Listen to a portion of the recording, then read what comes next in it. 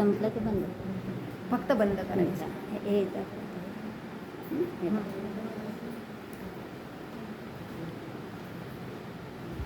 वसुदेवसुतं देवं कंसचाणूरमर्दनं देवकी परमानन्दं कृष्णं वन्दे जगद्गुरुं गुरुर्ब्रह्मा गुरुर्विष्णु गुरुर्देवो महेश्वरः गुरुसाक्षात् परब्रह्म तस्मै श्री गुरवे नमः.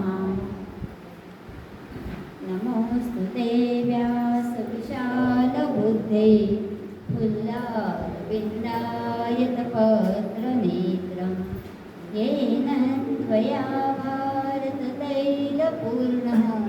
प्रज्वालितो ज्ञानमयप्रदीपः.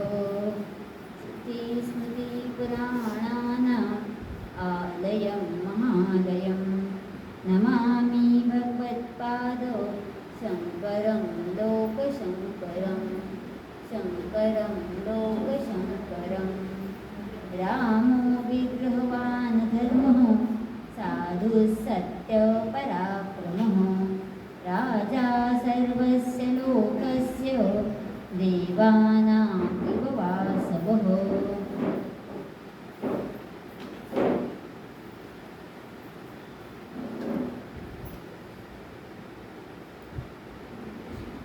अधिक महिन्याच्या सुरुवातीपासून प्रतिपदेपासून आपण विष्णू सहस्रनामाचं पठण करत आहोत आणि त्यातील एक एक नाम समजून घेण्याचा प्रयास आपण करत आहोत. आज मे महिन्यातली 31 तारीख म्हणजे बघा आपल्या योगायोगाने 31वा दिवस पण आपला पूर्ण झालेला आहे. एक दिवस तेवढा जास्त मिळालेला आहे. आजच्या दिवसाचं विशेष आहे की अहिल्याबाईंची आज स्मरण दिन आहे, जयंती दिन आहे. आता या अहिल्याबाई कोण होत्या?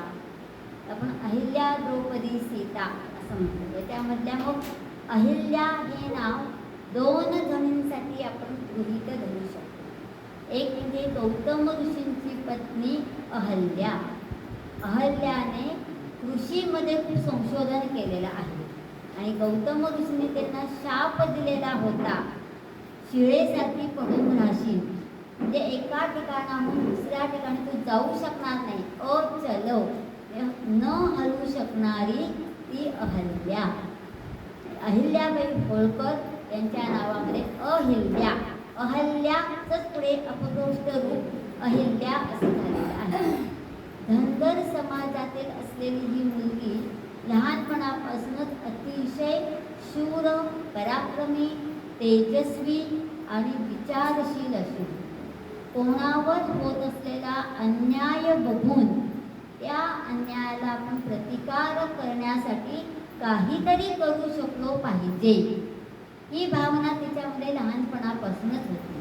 आणि तिच्या सुदैवाने तिच्या मातापित्यांनीही तिच्या या भावनेला खतपाणी घातलेलं आहे. आणि एक दिवस नदीकाठी शिवलिंग करून ठेवत असताना त्या ठिकाणी मल्हारराव होळकर आलेले आहेत आणि त्यांनी त्या लहानग्या मुलीला बघितल्यानंतर त्यांच्या मनात विचार आलेले आहे, हिला जर मी माझी स्नुषा करून घेतली तर. आणि त्यांनी तो विचार लगेच अंमलात आणलेला आहे. अहिल्याबाईंची सिरियल टीव्हीवरती चालू आहे सध्या. अतिशय सुंदर असं ते चरित्र रंगवलेलं आहे. अहिल्याबाईंच्या बाबतीत विशेष असं सांगायचं आहे की जीवनात अनेक कठोर प्रसंग त्यांचे आलेले आहेत. हे मल्हारराव होळकर जितके पराक्रमी होते तितकाच त्यांचा पुत्र हा व्यसनी, लोभी आणि क्रूर वृत्तीचा होता. या दोघांमध्ये प्रचंड विरोधाभास होते आणि म्हणूनच कदाचित मल्हाररावांना असं वाटलेलं होतं की माझं राज्य सांभाळण्यासाठी माझा मुलगा समर्थ नाही आहे, पण माझी सून मात्र ते निश्चितपणाने ते सांभाळू शकेल. म्हणजे एक विचार बघा, मुलावरती विश्वास नाही आहे पण सुनेच्या सामर्थ्यावरती विश्वास आहे. आणि सुनबाईंनी पण तो यथार्थ करून दाखवलेला आहे. मध्ये अनेक घटना घडून गेलेल्या आहेत. पुढे आपली पेशवाई पण बुडालेली आहे. पण या सर्व कालावधीमध्ये अहिल्याबाई या शिवभक्त आणि वृद्धं तीर्थेषु निक्षिप निक्षिपे अर्थाचं व्यवस्थापन करताना चौथा गुणधर्म जो सांगितला आहे, वृद्धम तीर्थेषु निक्षिपेत. म्हणून अहिल्याबाईंनी वेगवेगळ्या ठिकाणी तीर्थयात्रा केलेल्या आहेत आणि ज्या ज्या तीर्थक्षेत्रांना भेटी त्यांनी दिलेल्या आहेत त्या ठिकाणी नदीवरती घाट बांधलेले आहेत, देवालय बांधलेली आहेत, काही आणखीन पुढे कालवे काढायचे असतील म्हणजे पाणी पुरवठा, जलव्यवस्थापन आणि तीर्थक्षेत्रांचं विकसन या गोष्टींवरती त्यांनी भर दिलेला आहे. इंदोरहून येऊन त्यांनी आपल्या नाशिक शहराला भेट दिलेली आहे आणि आपला आता अहिल्याबाई होळकर पूल या नावाने तो प्रसिद्ध आहे. इंग्रजांनी जरी तो बांधलेला असला तरी गंगेवरती म्हणजे आपल्या गोदावरीवरती जे घाट बांधले गेलेले आहेत त्या बांधकामामध्ये अहिल्याबाईंचं योगदान खूप मोठं आहे आणि म्हणूनच आपल्या गोदाकाठीच अहिल्यारामाचं मंदिर आहे. त्या मंदिरावरती ते सगळा इतिहास त्यांचा लिहिलेला आहे. अहिल्याबाईंची आठवण नाशिककरांना खूप चांगल्या पद्धतीने त्यांनी ती गेलेली आहे. म्हणजे वृद्धन तीर्थेषु निक्षिपेत आणि आपला वानप्रस्थाश्रम, संन्यासाश्रम, तीर्थक्षेत्रांचा विकास करत कसा घालवला पाहिजे त्याचं आदर्श उदाहरण म्हणजे अहिल्याबाई. म्हणजे एकाच जीवनामध्ये त्यांनी यथार्थपणाने आपलं चारही आश्रम आणि चातुर्वर्ण्य अवस्था योग्य पद्धतीने जीवन यापित केलेले आपल्याला दिसून येते. अशा या अहिल्याबाई होळकरांना वंदन करून आजच्या विवेचनाला आपण सुरुवात करणार आहोत. काल आपण विष्णूंच्या दशावतारांपैकी वामनावताराला नमस्कार करून आपलं वक्तव्य पूर्ण केलेलं आहे. वामनावतारामध्ये चातुर्वर्ण्य व्यवस्थेला नितांत महत्त्व दिलेलं आहे. बघा, 5वा अवतार आहे. पहिला अवतार आहे मत्स्य अवतार, दुसरा आहे कच्छप, तिसरा आहे वराह, चौथा हिरण्यकश्यपू आणि 5वा आहे वामनावतार. स्टेप बाय स्टेप मनुष्याचा विकास होत गेलेला आपल्याला दिसतो आहे आणि प्रल्हादांच्या 4 पिढ्यांमध्ये 2 अवतार झालेले आपल्याला दिसतात. म्हणजे ऐतिहासिक कालावधी जर आपण बघितला तर ते खूप कमी कालावधीत 2 अवतार झालेले आहेत. म्हणजे प्रगतीचा वेग वाढलेला असावा असं आपण म्हणू शकतो. आणि त्यानंतर परशुरामांचा अवतार झालेला आहे, मग प्रभू रामचंद्रांचा आहे, मग भगवान श्रीकृष्णांचा अवतार आहे. भगवान श्रीकृष्ण हे पुरुषोत्तम आणि प्रभू रामचंद्र हे मर्यादा पुरुषोत्तम.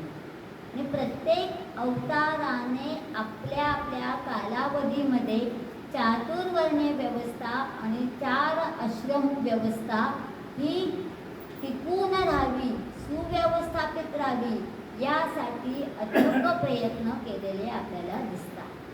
मग या व्यवस्था खरोखरच इतक्या महत्त्वाच्या आहेत का? आणि इतक्या महत्त्वाच्या होत्या तर आज ते आपल्याला का बरं दिसत नाही? आज दोन्ही व्यवस्था 1% सुद्धा अस्तित्वात नाही. 4 वर्ण आपल्याला सांगितले गेलेले आहेत: ब्राह्मण वर्ण, क्षत्रिय वर्ण, वैश्य वर्ण आणि शूद्र वर्ण. समाजाची जर व्यवस्थापन योग्य पद्धतीने व्हायचं असेल तर हे 4ही बाहू, 4ही आधारस्तंभ मजबूत असणं आवश्यक आहे. मग याच्यामध्ये असं काही नव्हतं की पहिला वर्ण खूप श्रेष्ठ आहे आणि 4थ्या वर्णाला काहीच महत्त्व नाही. 4ही वर्ण समान महत्त्वाचे होते आणि समाज व्यवस्थेचे ते आधारस्तंभ होते. फक्त त्यांना त्यांची कार्यविभागणी करून दिली. मग ब्राह्मण वर्णीयांकडे कोणती कामगिरी होती?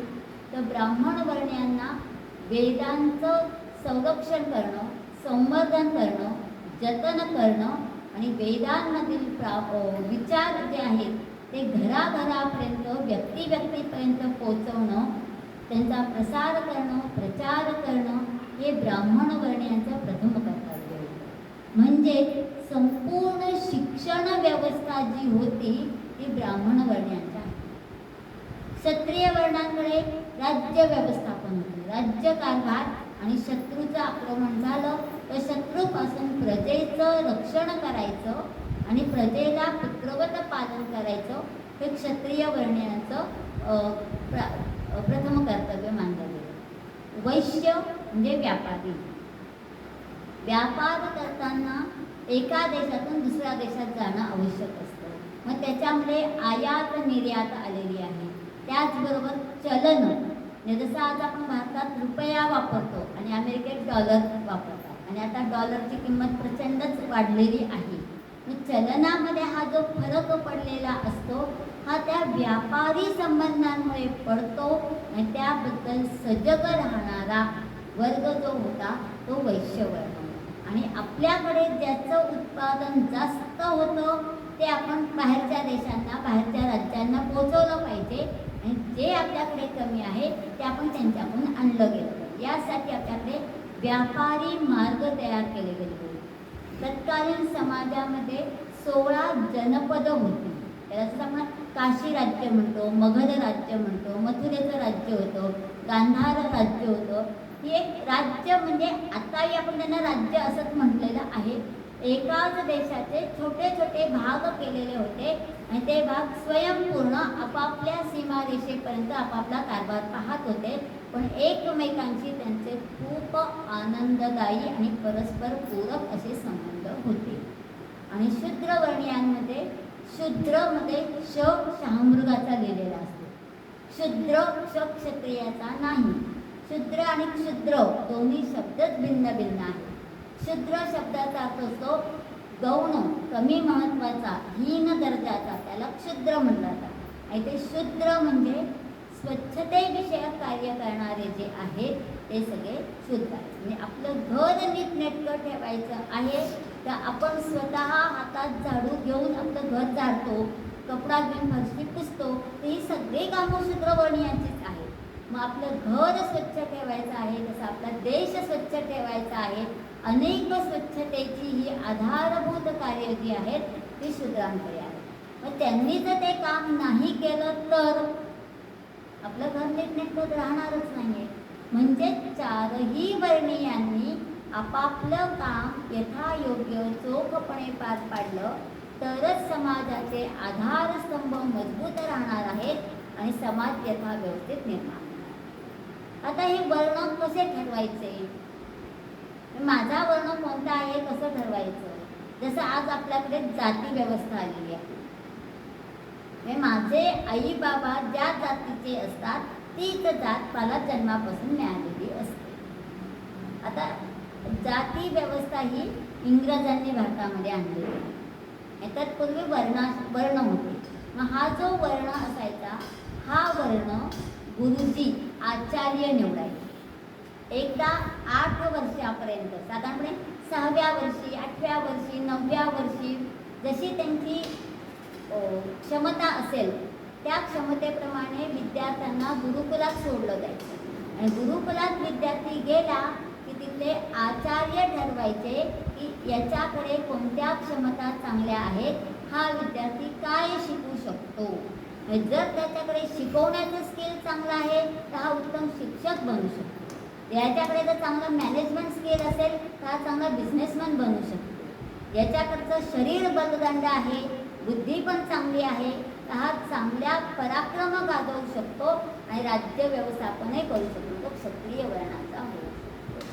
आणि ज्यांच्याकडे कोणाकडे ह्या ॲबिलिटीज, कोणाकडे बौद्धिक क्षमता कमी असतात, कोणाकडे शारीरिक क्षमता कमी असतात, त्यावेळेस त्यांना इतर कामंसुद्धा तितकीच महत्त्वाची आणि दर्जेदार आहेत ही मानून ती कामं शिकवली जातात. किंबहुना झाडू मारणे, शेणाने जमीन सारवणे, स्वयंपाकासाठी त्यावेळेस सरपण आणावं लागायचं. ही प्रत्येक कामं प्रत्येक विद्यार्थ्याला करायला शिकवली जायची आणि ती करणं अनिवार्यच असायचं. तो राजपुत्र असला तरीही त्याला ती कामं करावी लागायची आणि कोणी सामान्य विद्यार्थी असला तरीही त्याला ती कामं करावी लागायची. म्हणजे शूद्र हा वेगळा असा नव्हताच. आपल्या घरात जसं आपण काम करतो तसं इतरत्रही त्यांनी आपल्या स्वच्छतेसाठी, म्हणजे काय स्वच्छ नाशिक, हरित नाशिक हेच आपल्याला पालन करायचं असेल, सतत आपण नगरसेवकांच्या, आमदारांच्या किंवा घंटागाडीच्या नावाने ओढून चालणार नाही. ही आपली सुद्धा तितकीच जबाबदारी आहे हे सांगणारी ही वर्णव्यवस्था. आणि गुरुजी आचार्यांना ते ठरवण्याचा अधिकार दिलेला होता मग कदाचित त्या ठिकाणी असं होऊ शकतं की आई वडील ब्राह्मण वर्णीय असतील ते त्यांचे मुलं इतर वर्णीयांमध्ये जाऊ शकत होते. आणि मग त्याच्यातून पुढे विवाह संस्था निर्माण झालेली आहे. मग विवाह संस्थेमध्ये ब्राह्मण असं जर सेम वर्णीयांनी केला तर निर्माण होणारी संतती ही तशीच दर्जेदार निर्माण होते. म्हणून समवर्ण असलेल्या लोकांनी एकमेकांशी विवाहबंध प्रस्थापित करावे असं निर्माण झालं. मग परत प्रत्येक ठिकाणी अपवाद असतोच. मग ब्राह्मण क्षत्रियांना परवानगी दिलेली आहे, ब्राह्मण वैश्यांना परवानगी दिलेली आहे. मग त्याच्यातही वधू कुठल्या वर्णाची असावी, वर कोणत्या वर्णाचा असावा, आणि या सगळ्याचा संबंध जेनेटिकल सायन्सची आहे. निर्माण विवाहाचा हेतू काय आहे तर निर्माण होणारी संतती. ती संतती जर शुद्ध पराक्रमी अशी उत्तम दर्जाची निर्माण व्हावी तर आपण जन्माने शुद्ध असावे. आजन्म शुद्धोहम, रघुकुळातील राजांबद्दल हे वाक्य बोललं जातं. जन्मानेच ते शुद्ध होते. आपण शुद्ध बीजापोटी फळे रसाळ गोमटी. मग बीजच शुद्ध नसेल तर फळं पण तशीच खिडकीच येणार आहे. त्या खिडक्या फळांकडून आपण काही अपेक्षा ठेवू शकत नाही. जे लोक स्वतःच्या आईबाबांना सांभाळू शकत नाही ते काय राष्ट्र समर्थ करणार आहेत. म्हणून मुळापर्यंत पोचलं तर आपल्याला ही चातुर्वर्ण व्यवस्था अतिशय योग्य होती आणि त्याला पूरक असलेली 4 आश्रम व्यवस्था आपल्याला सांगितल्या गेलेली. आणि इंग्रज जेव्हा भारतामध्ये आले त्यावेळेस त्यांनी पहिल्यांदा हेच हेरलं की या देशावरती जर आम्हाला राज्य करायचं असेल तर काय करावं लागेल. तर त्यांनी आपली शिक्षण व्यवस्था अभ्यासली की कुठल्याही गावात खेडोपाडी गेलो तर तिथे विद्यार्थी मोठमोठ्यांना वेदमंत्रांचे अध्ययन करतात. सगळे विद्यार्थी अतिशय तेजस्वी ओजस्वी आहेत. सगळ्या प्रगतीचं मूळ जे आहे ते या वेदाध्ययन प्रक्रियेमध्ये आहे. मग तेच बंद करा. ते बंद करून पुढे मॅकॉले नावाच्या शिक्षण तज्ज्ञाने स्वतःची तथाकथित आंग्ल भाषेला प्राधान्य देणारी शिक्षण पद्धती सुरू केली आणि आजपर्यंत आपण त्याच पद्धतीचा पाठपुरावा करत जगतो आहे. आपल्याला आपली मातृभाषा कमी महत्त्वाची वाटते आणि आंग्ल भाषा जास्त महत्त्वाची. आणि त्यानंतर दुसरं काम केलं इंग्रजांनी ते म्हणजे सैन्यामध्ये भरती करत असताना त्यांनी जातीनुसार पलटणी निर्माण केली. म्हणजे महार पलटण आहे, शीख पलटण आहे आणि मग त्यांच्यामध्येच वादविवाद निर्माण केले आणि पुढे वर्णापेक्षा जाती व्यवस्थेलाच प्राधान्य आलं आणि अमुक एक जातीचा व्यक्ती श्रेष्ठ आहे आणि अमुक एक जातीला तो व्हॅल्यू देत नाही. हे स्पृश्यता निर्माण करणारे इंग्रज लोक होते.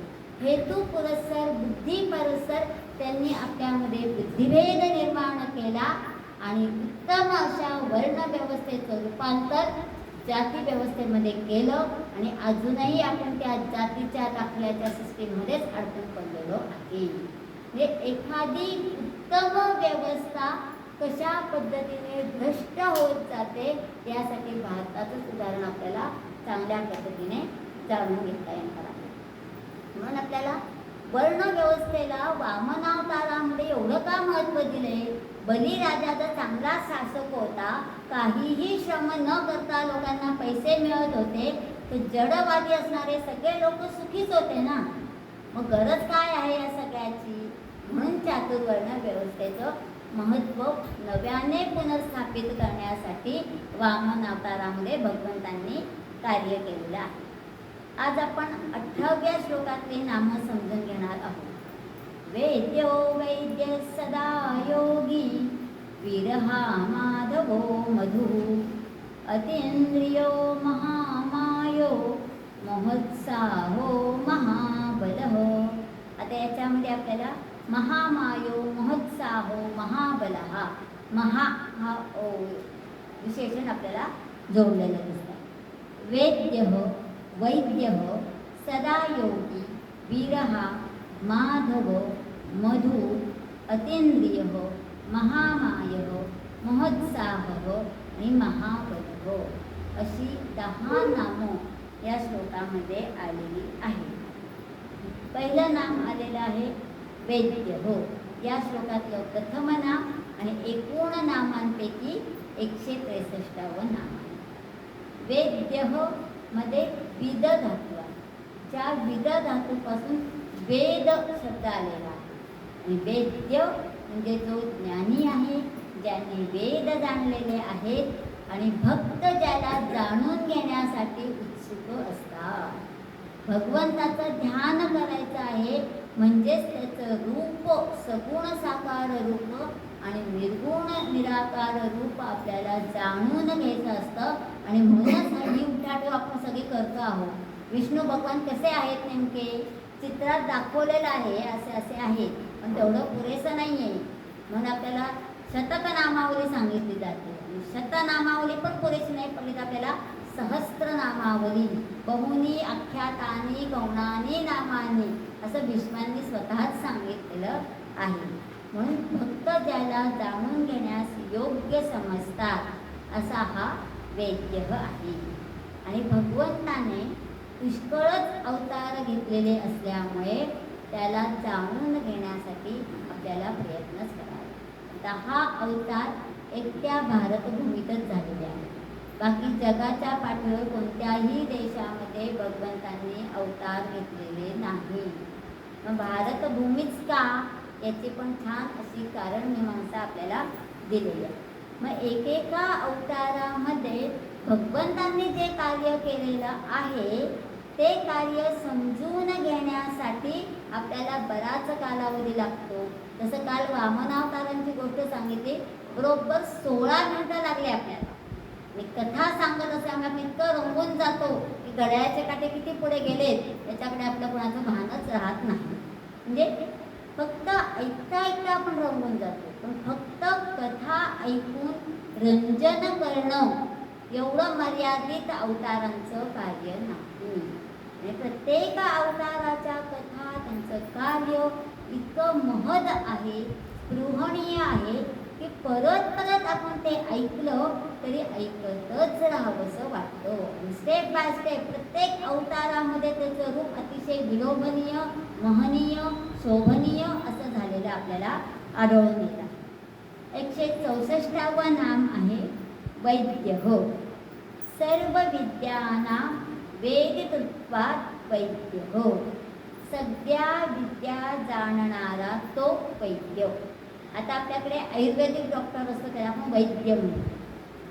आता आयुर्वेदिक वैद्य आणि MBBS डॉक्टर याच्यात फरक काय असतो? असतो का फरक? ॲलोपॅथी बरं, अगदी बेसिक करा. MBBS झालेले डॉक्टर्स म्हणजे आपल्याला कुठल्याही पॅथीला नावं नाही ठेवायची, ते वेगळे औषध उपचार पद्धती आहे. पण ॲलोपॅथीमध्ये आजार झाल्यावर त्यावर उपचार केले जातात. आणि आयुर्वेदामध्ये रोगाचा समूळ नाश करण्यासाठी किंबहुना रोग होऊच नाही निरामय आयुष्य लाभावं म्हणून आयुर्वेद निर्माण झालं. म्हणून आयुर्वेदाने उपचार आणि औषध निर्मिती यावर भर देण्यापेक्षा ते होणारच कसा नाही यासाठी आहार विहार निद्रा याच्यावरतीच भर दिलेला आहे. मग त्यासाठी वेगवेगळ्या विद्या त्या वैद्यांना आत्मसात असणं गरजेचं होतं. म्हणून पूर्वीच्या काळी जेव्हा वैद्याकडे गेलं की वैद्य फक्त नाडी पकडून सांगायचा काय झालेलं आहे, कशात दोष निर्माण झालेला आहे. आणि आत्ताचे डॉक्टर आधी आपल्यालाच विचारतात, ताप आला होता का, थंडी वाजते का, खोकला होता झालाय का, सर्दी झाली का, आणि मग त्याच्यावर सांगतील पण ही ब्लड टेस्ट करा, मग निदान त्याच्यावरती पद्धती चुकीच्या नाही आहेत. काळानुसार त्यात सगळ्यात बदल झालेला आहे. पण विद्या याला कारण की ते डॉक्टर फक्त त्या प्रकारचाच सिलेबस शिकून बाहेर पडलेले आहेत. हे परत हे सगळे दोष जे आहेत ना, व्यावसायिक का बरं यशस्वी होत नाही, आणि त्या व्यवसायाचं दिलं जाणारं शिक्षण यातच दोष आहे. फक्त 4 पुस्तकं वाचली आणि 90, 95, 98% मिळवले ते यशस्वी प्रोफेशनल्स झाले असं काही म्हणणं योग्य नाही. चांगले आपलं काय आता ते CGPA वगैरे असतो रिझल्टमध्ये, म्हणजे 98-99% मिळवून जे इंजिनियर तयार होतात आणि त्यांनी तयार केलेली कामं आता आपल्याला दिसतीलच लगेच. कुंभमेळ्याची कामं जागोजागी चालू आहेत. आता पाऊस एवढा जवळ आलेला आहे तर आपल्याला त्याचे रिझल्ट्स मिळतील. मग तुम्हाला कमी वेळात उत्तम दर्जेदार काम करायचं असेल तर ती गुणवत्ता असली पाहिजे. फक्त 4 पुस्तकं वाचली, ठराविक QB मधले IMP प्रश्न वाचून तुम्ही जर उत्तरं द्याल तर तुम्ही काय आदर्श व्यावसायिक होणार नाही. इंजिनियरचं एक उदाहरण दिलं, प्रत्येक प्रोफेशनमध्ये असेच दोष निर्माण झाले आहेत आणि त्या सगळ्याचं मूळ हे शिक्षण व्यवस्थेकडे आहे. जोपर्यंत शिक्षण व्यवस्था उत्तम पद्धतीने चालत नाही तोपर्यंत पुढचं कुठलंच चांगलं होणार नाही. की सगळे प्रोफेशनल्स निर्माण करणारा कारखाना म्हणजे शिक्षण व्यवस्था आणि म्हणून ते सगळे व्यावसायिक निर्माण करणारा शिक्षक हा एकमेव सर्वश्रेष्ठ मानला गेलेला आहे असं म्हणू शकतो. मग सर्व विद्या जाणणारा, मग त्या वैद्याला काही वेळेस प्रत्यक्ष उपचार करणं गरजेचं असतं, काही वेळेस फक्त बोलून दिलासा देण्याचं गरज असते. मग आपल्याकडे फॅमिली डॉक्टर कन्सेप्ट होती. आपल्या फॅमिली डॉक्टरकडे आपण गेलो तो एक 4 वाक्य आपल्याला फक्त सांगतो तरी आपला सगळा आजार पळून जातो. काही गोळ्या औषधांची सुद्धा आपल्याला तिथं गरज पडत नाही. म्हणून सर्व विद्याना वेदकृत्वात वैद्य हो, सगळ्या विद्या जाणणारा तो. पांडव गीतेमध्ये म्हटलेलं आहे, औषधं जान्हवी तोयम वैद्यो नारायण. सगळ्यात चांगलं औषध कुठलं आहे तर जान्हवी तोयम. जान्हवी म्हणजे गंगा नदीचं नाव जान्हवी आहे. जन्नू राजाची कन्या ती जान्हवी. आणि गंगेचं पाणी म्हणजे ऋषिकेशचं वगैरे बरं का, आपल्या गंगेचं नाही. ऋषिकेश म्हणजे जितक्या उंचावरचं पाणी असतं तितकं ते निर्मळ पाणी असतं आणि तितकं ते गुणकारीही असतं. म्हणून आपल्याकडे अशी पद्धत असते बघा, मृत्यूशय्येवरच्या असलेल्या व्यक्तीला आपण गंगाजल पाजतो कारण की गंगाजलाने काहीतरी शुद्धी प्राप्त होते, म्हणजे जान्हवी तोयम.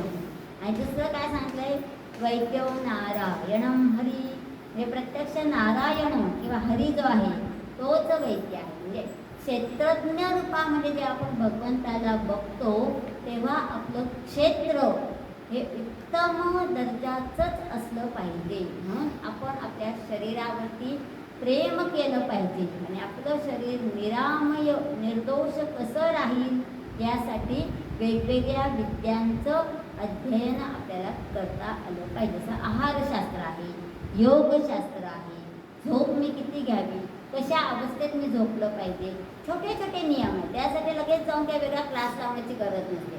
प्राचीन काळापासून आपल्याला जे काही छोट्या छोटे नियमावली सांगितलेल्या आहेत किंवा वागण्याची पद्धत आपल्याला सांगितलेली आहे याच्यातच हे सगळे शास्त्र सामावलेले असतात. आता उगीच प्रत्येक विषय वेगवेगळा आपण केलेला आहे. म्हणजे आता असं झालं 14 विद्या आणि 64 कलांमध्ये अनेक विद्यांची भर पडली तरी 14चेच 1400 भाग केलेले दिसतात आता आपल्याला असं. म्हणजे सुश्रुत, चरक आणि वाग्भट हे आयुर्वेद शास्त्राचे जनक मानलेले आहेत. त्या तिघांनी संहिता दिलेल्या आहेत. सुश्रुत हा सर्जरी म्हणजे शल्यक्रियेचा तज्ज्ञ होता. चरक हा आपला फिजिओलॉजी म्हणजे शरीरशास्त्राचा तज्ज्ञ होता. आणि वाग्भटांनी वेगवेगळ्या वनस्पतींपासून आणि रसायनांपासून औषधं कशी तयार करायची याच्यावरती अभ्यास केलेला आहे. म्हणून सुश्रुत संहिता, चरक संहिता आणि वाग्भट संहिता या तीनही संहितांचा परिपूर्ण अभ्यास केल्यावरच आपल्याला BMSची डिग्री पत्रावते. या तीनही संहिता संस्कृत भाषेमध्ये आहे. BMSचा अभ्यास करताना संस्कृत भाषा येणं फार आवश्यक आहे. आणि त्या तिघांनी पण विशेष म्हणजे तिघही वेगवेगळ्या ब्रँचेसमधले तज्ज्ञ आहेत. या तिघांनी सांगितलेलं आहे की औषधांच्या जोडीला विष्णू सहस्रनाम पठणाचं तितकंच महत्त्व अबाधित आहे. कारण परमात्मा हाच सर्वश्रेष्ठ वैद्य आहे आणि 14 विद्या 64 कला त्याने अध्ययन केलेल्या आहे. भगवान श्रीकृष्णांचं जीवन सांगताना भागवतामध्ये असा उल्लेख केलेला आहे की गर्ग कंसाचा वध झालेला आहे.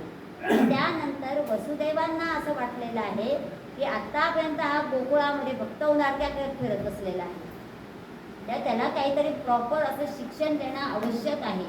म्हणून वसुदेव आणि देवकीने कृष्णांचं उपनयन संस्कार केलेला आहे आणि गर्ग मुनींनी त्यांचं उपनयन संस्कार केलेला आहे आणि कृष्ण असं त्यांचं नामकरण पण गर्ग मुनींनीच केलेलं आहे. आणि त्यानंतर अवंतीपुरामध्ये राहणाऱ्या सांदीपनी मुनींकडे भगवान श्रीकृष्ण गेलेले आहेत आणि तिथं त्यांनी सगळ्या विद्या आणि कला आत्मसात केल्या. म्हणजे त्याने 14 विद्या आणि 64 कला आत्मसात केलेला आहे. असा जो आहे तो वैद्य. आणि मग तिथे आपल्याला तंत्र आणि मंत्र दोघांचीही जोड दिलेली आहे. औषधोपचारही तितकेच महत्त्वाचे आहेत, पण ते उपचार घेताना ज्या वेदना आपल्या शरीराला होतात त्या वेदना सुसह्य होण्यासाठी प्रत्येक आजाराला अनुसरून काही अष्टकं, काही स्तोत्र, काही मंत्र आपल्याला सांगितले जातात. त्यामुळे त्याचं पठण केलं, त्याचं श्रवण केलं तर ती वेदना आपल्याला सुसह्य होते. फक्त मंत्र पठण केलं आणि औषधोपचार कोणतेच घेतले नाही तर आजार बरा होणार नाही. फक्त औषधोपचारच घेतले आणि त्याला सोबतही मनाचं सामर्थ्य नसेल, मंत्रांचं सामर्थ्य नसेल तर माणूस अधिक दुबळा होत जातो आणि अजून 4 दिवसांनी येणारा मृत्यू आणखी लवकर ओढावला जाऊ शकतो. अर्थात मृत्यूचा दिवस भगवंताने आधीच निश्चित केलेला असतं. ते आपल्याला असं म्हणता येणार नाही 8 दिवसांनी मला जातो 2 दिवस आधी नेला, किंवा जसं व्हेंटिलेटर लावलं की आपण म्हणतो व्हेंटिलेटर लावणं म्हणजे एक प्रकारे खरं मृत्यू लांबणीवर टाकणं असंच नाही. व्हेंटिलेटर लावलं की सगळ्या घंटा वाजायला लागलेल्या असतात. हे एक सूचना असते आणि आजूबाजूच्या व्यक्तींची मानसिक तयारी करण्यासाठीचा तो कालावधी आपल्याला दिलेला असू शकतो. म्हणून वैद्य हे नाव आपल्याला सांगितलं. नंतर भगवंत आणखीन काय करतो तर भवरोगाने त्रस्त झालेल्यांना त्या भवरोगापासून मुक्त करण्याचा प्रयत्न करतो. आता हा भवरोग म्हणजे काय तर भव म्हणजे होणे.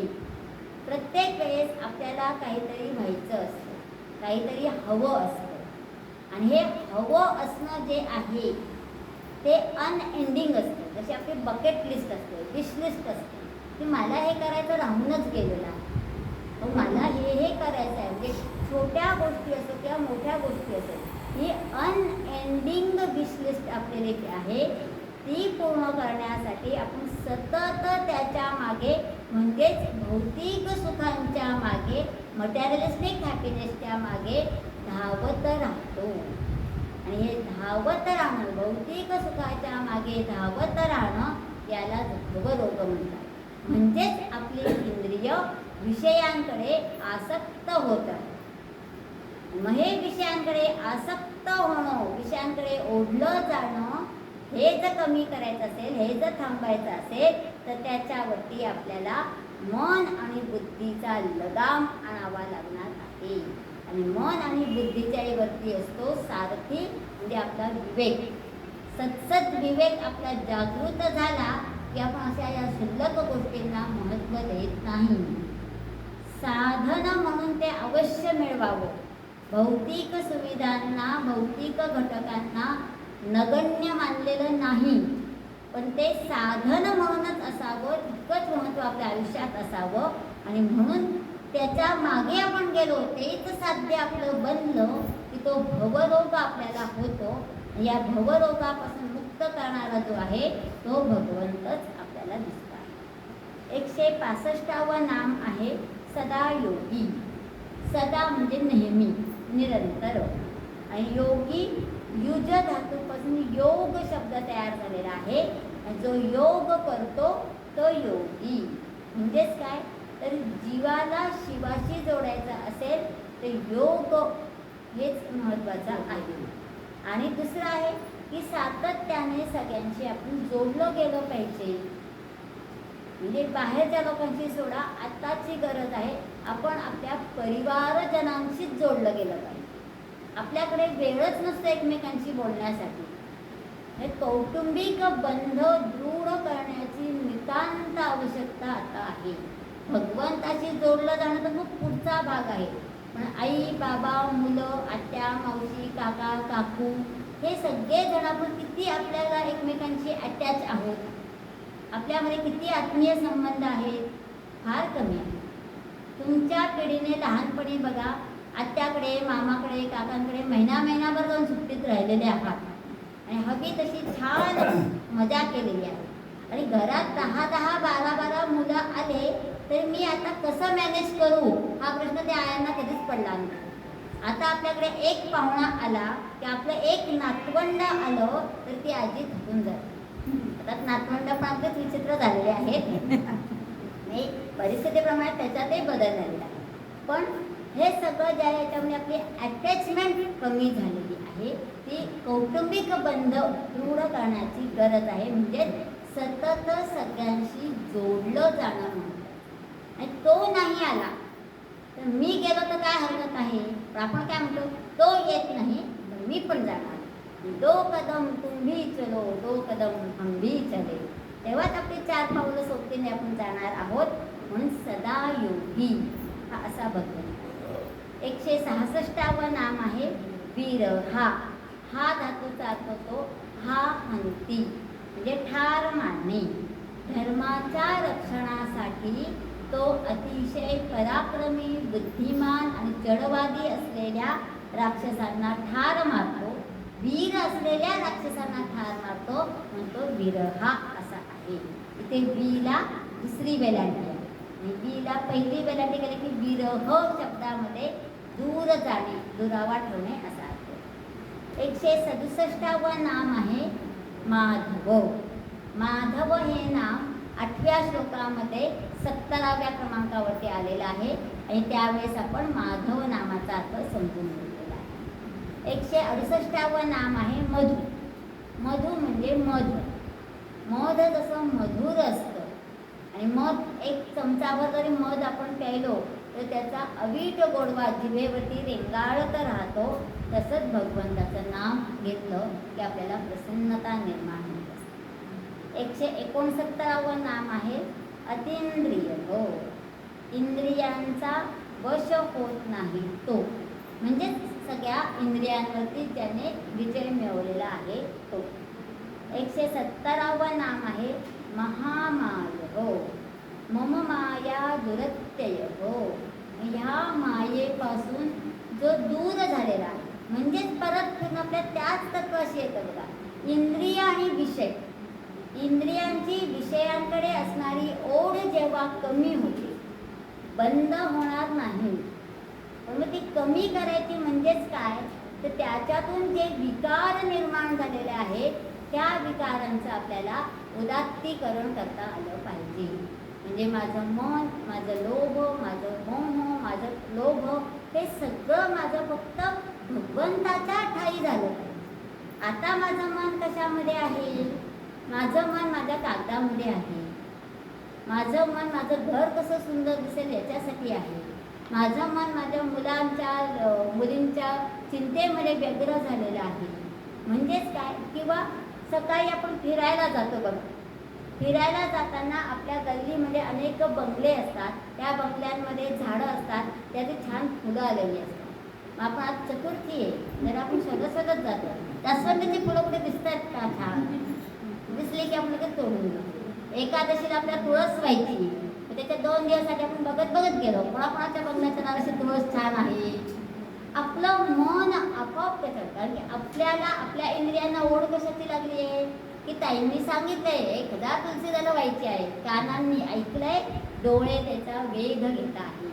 मग आपली इंद्रिय ही सतत ओढ घेणं चुकीचं नाही, पण ती तुलसी दलं आपण जेव्हा भगवंताच्या चरणी अर्पण करतो तेव्हा त्या तुलसी दलांना विशेष महत्त्व प्राप्त होतो. जसं एखादं गुलाबाचं फूल असतं, लग्नांमध्ये बघा प्रवेशद्वाराशी गुलाबाची फुलं वाटतात आणि लहान मुलं ती सगळी फुलं एकत्र करतात आणि मस्त त्याच्या पाकळ्या पूर्ण एकमेकांच्या अंगावरती टाकणं, छान खेळ त्यांचा चालू असतो. हे त्यांना टाइमपास. बाकी लग्न कोणाचे कोण नाते वगैरे तर ते इंटरेस्ट, त्यांचा तो टाइमपास करतात. एखाद्या युवकाला किंवा युवतीला ते छान गुलाबाचं फूल मिळालं तर तो आपला प्रेम व्यक्त करण्यासाठी व्यक्त करतो.